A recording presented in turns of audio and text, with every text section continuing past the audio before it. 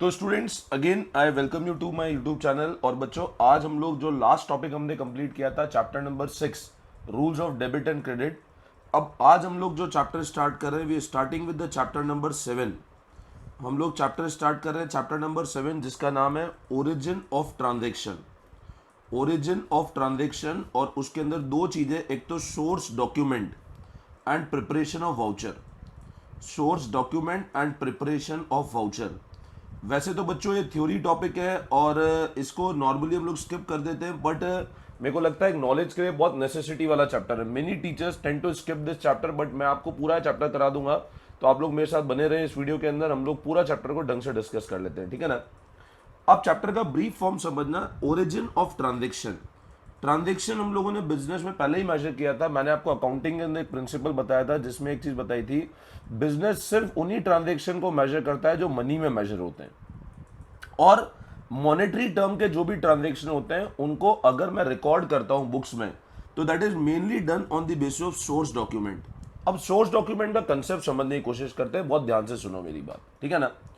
देखो आप एक चीज समझना, अज्यूम करो, सुनना मेरी बात। अज्यूम करो आपने क्या किया, जैसे आज जैसे मान लो तुमने मेरे को फीस पे करी, ठीक है ना। अब तुमने मेरे को फी पे करी तो मैं तुमको बदले में उस फी का, तुमको पता है साथ में अपने को रसीद मिलती है। भाई अगर उस एविडेंस क्या है, अगर तुमने मान लो मेरे को फी पे करी तो मैं क्या करता हूं, तुमको उसका एविडेंस देता हूं, और वो एविडेंस क्या होता है, उसकी रसीद। तो अब क्या होता है, जैसे मान लो तुमने मेरे को फीस पे करी, एक बहुत सिंपल लॉजिक समझना। मान लो मैं कहता हूं मेरे को दिन की 10 बच्चों की फीस आती है। अब क्या होता है, ये जो 10 बच्चों की फीस आती है सब एक ट्रांजेक्शन है। तो ऐसा नहीं होता 10 बच्चों की फीस आई, मैंने इसमें इमीडिएट उसकी अकाउंटिंग स्टार्ट कर दी। मैं बदले में तुमको क्या देता हूँ, रसीद देता हूँ, और रसीद की एक कॉपी मेरे पास रहती है, एक कॉपी स्टूडेंट को दे देता हूँ मैं। तो अब तुम समझना, वो जो रसीद मैंने दी ना, वो एक तरह से क्या है, वो एविडेंस है। वो एक तरह से क्या है, वो एविडेंस है जिसके हिसाब से मंथ एंड पे उनमें सारी रसीद इकट्ठी करता हूं और अकाउंटिंग कर लेता हूं। तो ट्रांजेक्शन ओरिजिन, ट्रांजेक्शन तो हमेशा ध्यान रखना मॉनिटरी रिकॉर्ड होते हैं। सोर्स डॉक्यूमेंट का मतलब क्या होता है, ये वो एविडेंस होते हैं जिसके हिसाब से हम लोग ट्रांजेक्शन बुक्स में रिकॉर्ड करते हैं। आज जैसे मैं तुमको एक बात बताता हूं, मैं बहुत छोटा एग्जांपल देता हूं। तुमने अमेजन से कोई सामान मंगवाया, अब तुम देखते हो ना उस डॉक्यूमेंट के ऊपर बिल बना हुआ आता है। अब वो सामने वाले ने बिल तुमको क्यों दिया, वो बिल तुम्हारे लिए एक प्रूफ है कि तुमने परचेज किया, तुम्हारा फाइलिंग करो, और वो उसका फाइलिंग करेगा उसकी सेल का। अब मान लो आज से 1 महीने बाद उसको कोई मैच करना हुआ तो फिजिकली जाके देखेगा नहीं उस सामान को, वो प्रैक्टिकली करता है, उस बिल से मैच करता है कि बिल की पोजीशन क्या है, क्योंकि उस बिल के हिसाब से क्या की जाती है, अकाउंटिंग की जाती है। अब ये ध्यान रखना, अपन इसके बाद एक टॉपिक पढ़ेंगे जिसका नाम है जर्नल। तो हमेशा ध्यान रखना, जर्नल के अंदर सारे ट्रांजेक्शन जो रिकॉर्ड होते हैं they are recorded on the basis of evidence, that is source document. Source document मतलब वो डॉक्यूमेंट एक तरह से एविडेंस है मेरे को ट्रांजेक्शन को रिकॉर्ड करने के लिए। अब कौन कौन से सोर्स डॉक्यूमेंट होते हैं, क्या इसका कंसेप्ट होता है, पहले उसकी नोटिंग करते हैं, फिर मैं आगे वन बाय वन समझाता हूं, ठीक है ना। तो चैप्टर 7 हेडिंग लगाओ, origin of transaction, source document and voucher preparation, ठीक है ना। Now origin of transaction and source document and voucher preparation. All business transactions are recorded in the books on the basis of various evidence. सारे business transaction books में record होते हैं कुछ evidence के साथ में।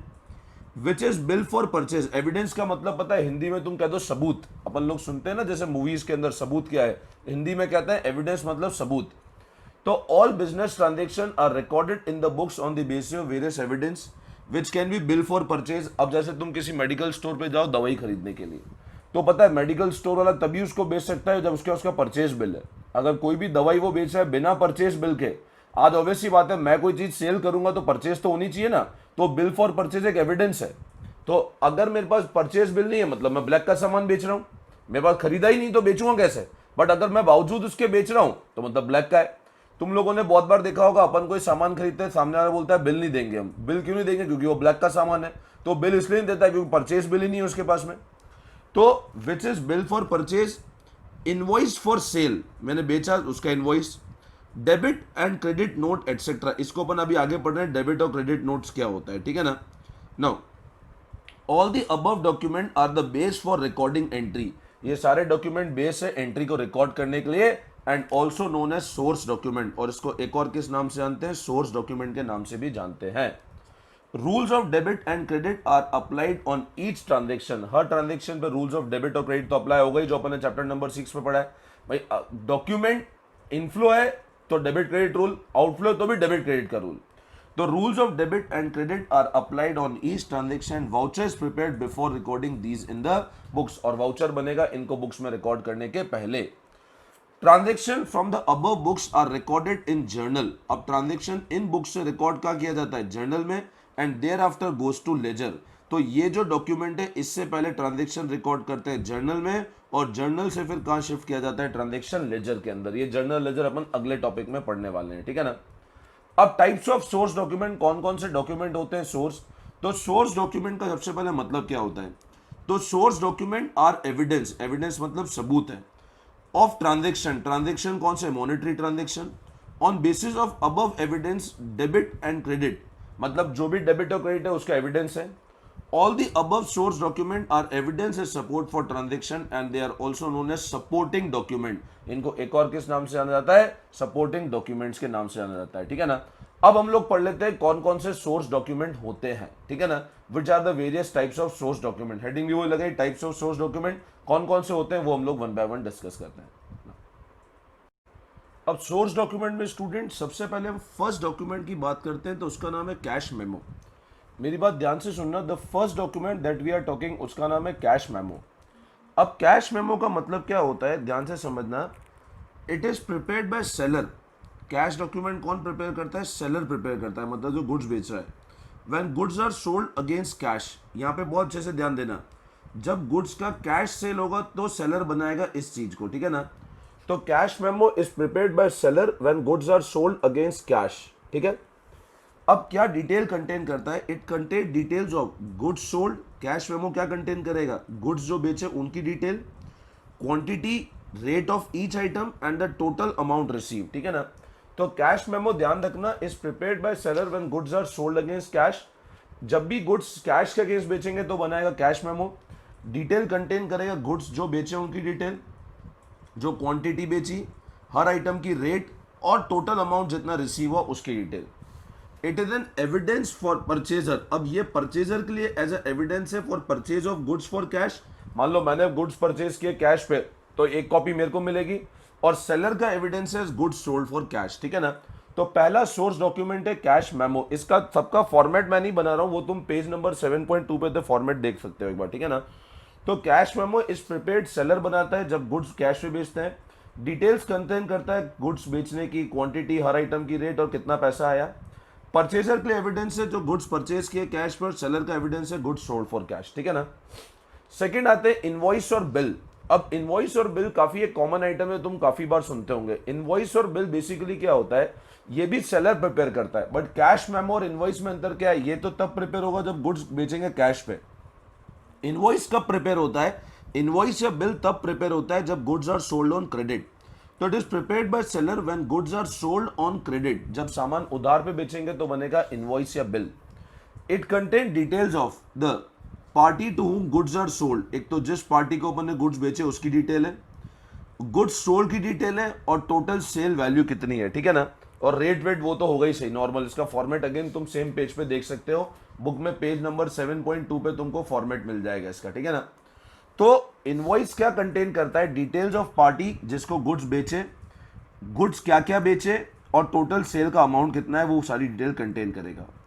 Original copy of sale invoice is send to purchaser, अब original copy sale invoice किसको दे दी जाएगी, परचेजर को, और duplicate copy is retain as evidence of seller, ठीक है ना। सेलर रखेगा डुप्लीकेट कॉपी और ओरिजिनल किसको दे देगा। ऐसा होता है ना, अपन मार्केट जाते हैं कभी गुड्स खरीदते हैं, अपन उसका बिल देता है वो अपने को, ठीक है ना।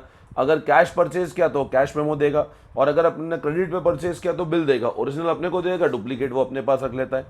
तो इनवॉइस और बिल प्रिपेयर करता है seller when goods are sold on credit. Details क्या कंटेन करेगा, पार्टी जिसको गुड्स बेचे, गुड्स की डिटेल और टोटल सेल वैल्यू।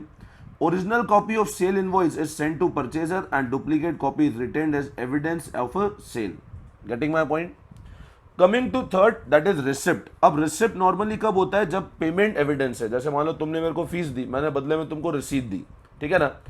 तो it is prepared when cash और cheque is receive from customer, एक हमको जब कैश या चेक रिसीव हो कस्टमर से तब बनेगा रसीद। It is prepared in duplicate. देखो सारे डॉक्यूमेंट नॉर्मली डुप्लीकेट में बनते हैं, दो लोग ट्रांजेक्शन करने वाले होते हैं, ठीक है ना। तो prepared in duplicate. Original copies given to party making payment, तुमने मेरे को फीस दी, ओरिजिनल रसीद मैंने तुमको दे दी, और डुप्लीकेट मैंने मेरे एविडेंस लगी, कैश आया उसका एविडेंस है वो, ठीक है ना। तो तीन डॉक्यूमेंट हम लोगों ने पढ़े, कैश मेमो, इनवॉइस और रसीद, ठीक है। Goods are sold against cash when goods are sold against credit, और it is proof for making payment, तुमने पैसा दिया उसका कस्टमर को रसीद मिलता है, ठीक है ना। अब आगे और पढ़ते हैं और कौन कौन से सोर्स डॉक्यूमेंट होते हैं, ठीक है ना। तो स्टूडेंट अब जो नेक्स्ट सोर्स डॉक्यूमेंट हम लोग पढ़ रहे हैं दैट इज पे इन स्लिप। अब पे इन स्लिप क्या होता है पता है, तुम लोग अगर कभी भी बैंक में गए हो और बैंक में अगर कभी चेक अपन जमा कराते हैं, चेक या कैश अपन जमा कराते हैं ना, तो नॉर्मली जो डॉक्यूमेंट बनता है उसको हम कहते हैं पे इन स्लिप। पे इन स्लिप का मतलब क्या होता है, एक ऐसा source document which is used for depositing cash और चेक इनटू बैंक। ध्यान से समझना बच्चों, पे इन स्लिप का मतलब क्या होता है, it is a source document, एक डॉक्यूमेंट है जो यूज किस लिए होता है, फॉर डिपॉजिटिंग कैश और चेक इनटू बैंक। मतलब अगर अपन बैंक में कैश या चेक जमा कराते हैं तो हम लोग यूज करते हैं पे इन स्लिप को, ठीक है ना। तुम लोगों ने देखा होगा बैंक के काउंटर पे स्लिप पड़ी होती है, उसको भरते हैं अपन लोग, ठीक है ना। इसका फॉर्मेट भी तुम लोग अगेन देख सकते हो, पेज नंबर 7.3 पे गिवन है। It is available in the banks, banks में अवेलेबल होती है। It contains counter foil, counter foil मतलब होता है प्रूफ, जो अपन साथ में फाड़ देते हैं ना, वो काउंटर फॉइल होता है, which is written by depositor. जैसे एग्जांपल है एक पे इन स्लिप का, मैं आपको बताता हूं, दिस इज एग्जांपल ऑफ पे इन स्लिप, ठीक है ना। अब इस पे इन स्लिप में देखो, जैसे एक्सिस बैंक का एक पे इन स्लिप है, ये वाला अपन बैंक को दे देते हैं और ये वाला अपन रिटेन करते हैं, इसको काउंटर फॉइल कहते हैं, ये अपन अपने पास रख लेते हैं जो एविडेंस होता है, ठीक है ना। तो पे इन स्लिप का मतलब क्या होता है, it is a source document use for depositing cash और चेक इनटू बैंक, बैंक में अवेलेबल होती है। It contains counterfoil which is retained by the depositor, ठीक है। Coming to next, that is point number 5। अब ये एक important point है जिसको हम कहते हैं debit note and credit note. देखो बेसिकली क्या होता है, डेबिट नोट एक ऐसा एविडेंस होता है, डेबिट नोट एक ऐसा एविडेंस होता है जो ये बताता है कि अकाउंट जिस पार्टी का नाम है उसके अकाउंट को डेबिट कर दिया गया है। अब डेबिट करना मतलब क्या होता है, जैसे एक बहुत सिंपल लॉजिक समझो, डेबिट नोट का मतलब क्या होता है, एक ऐसा एविडेंस है जो ये बताता है कि जिस पार्टी का नाम है उसका अकाउंट अपन क्या कर चुके हैं, account has been made to, debit has been made to account of party named in debit note. मतलब जो पार्टी का नाम डेबिट नोट में लिखा है उसके अकाउंट को अपन क्या कर चुके हैं, डेबिट कर चुके हैं, ठीक है ना। मेरी बात फिर समझना, डेबिट नोट एक ऐसा एविडेंस है कि डेबिट हम कर चुके हैं उस पार्टी को जिसका नाम मेंशन है डेबिट नोट के अंदर, ठीक है। अब क्या होता है, it also contain reason for debit note, debit note के अंदर रीजन है। For example, seller will prepare debit note if is find that goods are invoice for less amount. जैसे मान लो मैंने बोला राम को मैंने डेबिट किया, राम को डेबिट किया 50,000 से, मतलब राम मेरा डेटर बना। अब इसका मतलब मेरे को राम से 50,000 लेने। अब मेरे को पता लगा यार मैंने राम को सामान बेचा था 60 का, बट मैंने डेबिट 50 से ही किया है। मैंने राम को सामान कितने का बेचा था, 60,000 का, बट डेबिट 50 से ही किया है। तो मतलब मेरे को राम को डेबिट और करना है, तो मैं राम को डेबिट नोट दे दूंगा। तो क्या बोल रहा है, it evidence that debit has been made to account of party named in debit note. It also contain reason for debit note. For example, seller will prepare debit note if you find that goods are invoice for less amount. इस पे ध्यान देना, अगर goods का invoice कम amount पे किया तो seller debit note बनाएगा। Similarly, purchaser will prepare debit note when he find that goods have been over invoice. अब गुड्स ओवर इनवॉइस हो चुके हैं, ठीक है ना। परचेजर ने क्या किया, गुड्स ज्यादा ओवर, मतलब उसको गुड्स ज्यादा का मिल चुका है। जैसे मान लो मैंने सामान खरीदा, मेरी बिलिंग होनी चाहिए थी 50 और मेरी बिलिंग हो गई 60, तो मैं रिवर्स एंट्री करूंगा। तो similarly, purchaser will prepare debit note when he find that goods have been over invoice और he has return the goods और seller has allowed him lower discount, ठीक है ना। या उसने गुड्स रिटर्न कर दिए, मतलब परचेज रिटर्न। यहाँ पे ये भी ध्यान रखना, जब परचेज रिटर्न होता है तब डेबिट नोट बनता है। काफी बार थ्योरी क्वेश्चन पूछ लिया जाता है, तो in case of purchase return debit note is prepare, ठीक है ना। या फिर सेलर ने डिस्काउंट कम दिया है, ठीक है। तो डेबिट नोट क्या है, एक एविडेंस है कि जिस पार्टी का नाम है उसको डेबिट कर दिया गया है। Contain reason for debit note, seller will prepare debit note अगर गुड्स इनवॉइस लेस अमाउंट ले। परचेजर प्रिपेयर करेगा डेबिट नोट जब उसको पता चला गुड्स ओवर इनवॉइस हो गए या उसने गुड्स रिटर्न किया, सेलर ने डिस्काउंट कम अलाउ किया है, ठीक है ना। अब इसी तरह अगला कंसेप्ट होता है, that is concept of credit note, ठीक है ना। क्रेडिट नोट बिल्कुल उसका उल्टा। It is evidence that credit note has been granted to debtor. क्या बोल रहा है, it is evidence that credit has been granted to debtor. For example, if the customer returns good, return goods मतलब sales return. अब purchase return में debit note बनता है, sales return में क्रेडिट नोट बनेगा। For example if a customer return goods और customer is allowed further discount, credit note is issued, ठीक है ना, मतलब कस्टमर को डिस्काउंट और या वैल्यू कम करना है, डेबिट नोट में कस्टमर को बढ़ाना है, क्रेडिट नोट में कस्टमर को कम करना है, ठीक है ना, तो credit note is issued. Effect of credit note is that amount of customer debt is reduced, or if already settled, then customer is taken goods without further making payment। अगर customer इसका credit note का तो obviously customer का balance कम हो रहा है, अगर उसने अपने को पेमेंट कर दिया है तो अपन जीरो हो जाएगा, और अगर उसने पेमेंट नहीं करा है तो उसका अमाउंट रिड्यूस हो जाएगा, ठीक है ना। तो ये कुछ एक बेसिक सोर्स डॉक्यूमेंट है, ध्यान रखना। परचेज रिटर्न में डेबिट नोट यूज होता है, सेल्स रिटर्न के अंदर क्रेडिट नोट यूज होता है, ठीक है ना। तो ये एक बेसिक कंसेप्ट था सोर्स डॉक्यूमेंट कौन कौन से होते हैं, ठीक है। अब हम लोग इसके बाद जो डिस्कस करते हैं वो डिस्कस करते हैं how the voucher is prepared in this one, ठीक है ना। मतलब अगला जो वीडियो मिलेगा आपको वो मिलेगा कि वाउचर प्रिपरेशन कैसे होता है, और वाउचर प्रिपरेशन के साथ हम लोग डिस्कस करेंगे वाउचर का क्या सिग्निफिकेंस है, क्या बेसिक लॉजिक है, ठीक है। तो मैं होप करता हूं ये तुमको पूरा समझ आ गया होगा और सोर्स डॉक्यूमेंट का। अब हम लोग नेक्स्ट वीडियो के अंदर मिलेंगे फॉर प्रिपरेशन ऑफ वाउचर्स, ठीक है। चलो, thank you all of you, best of luck.